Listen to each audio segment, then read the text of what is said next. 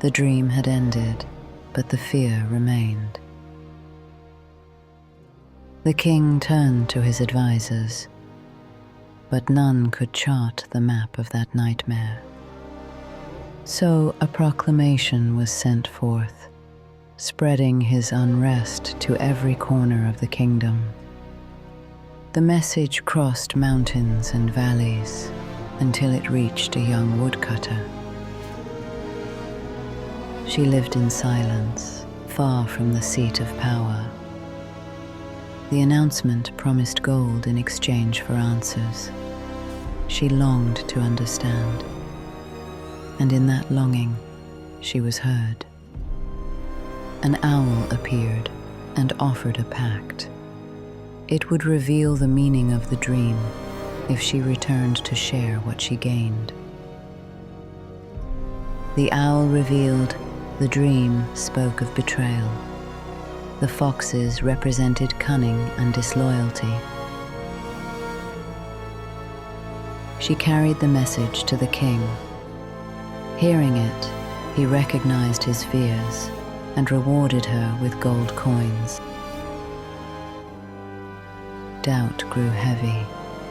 She convinced herself the owl needed nothing from her, and she walked straight home. The clearing remained empty, the pact broken. Soon after, another dream tormented the king, a sword suspended above his head.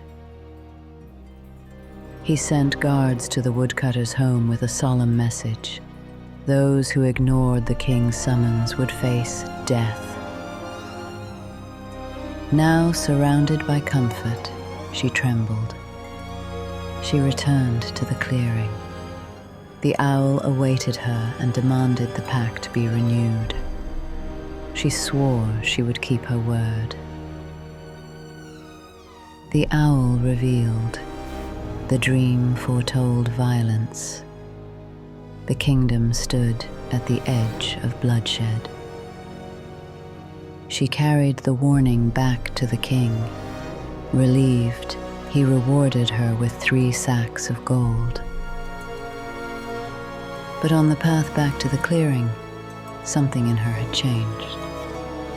The memory of the owl stirred unease, and soon resentment. She began to believe she had been used. Maybe the bird had taken advantage of her goodwill, manipulating her. After all, the owl could not go to the king. It needed someone. It needed her.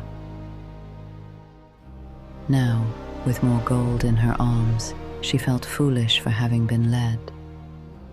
She picked up a stone and hid it.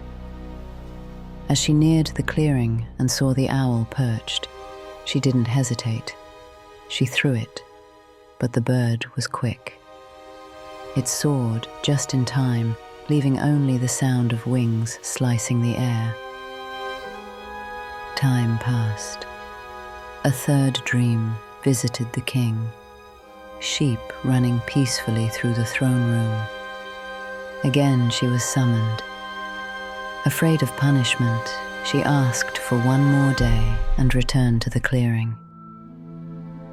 After breaking the pact twice, she doubted she had the right to be heard. The owl watched her in silence and understood. Then the final truth was spoken. The dream symbolized purity. The kingdom was clean, no betrayal, no violence. The king could finally rest. He rewarded her with 3 more sacks of gold.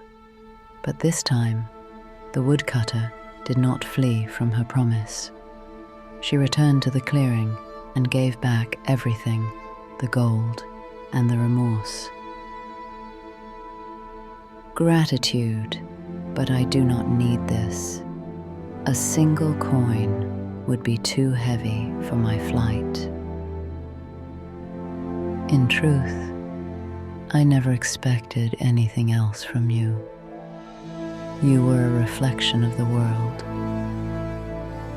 When the heir of the kingdom was treacherous, you betrayed. When the heir was violent, you attacked. Now that the heir is pure, you return in repentance. You were not the author of yourself. You mirrored what surrounded you. Few follow their compass when the winds are strong. Few keep their fire lit when all around grows cold. I didn't expect you to be among those few, but maybe now this is the beginning. And if I return this gold to you now, it's because it never belonged to me, and perhaps not even to you. What you carry are choices, yours. You weren't swept by the wind. You bowed to it. You had freedom. You had the chance to guide your story. And 3 times, you chose to follow a script you didn't write. Only now do you begin to see life is not something you have. It is something you build. And perhaps this is your first authentic act to return. Freedom is a burden and a gift. If redemption exists, it's not in the forgiveness of others, but in your ability to rewrite yourself. Let this not be your end, but the prologue of who you can now choose to become.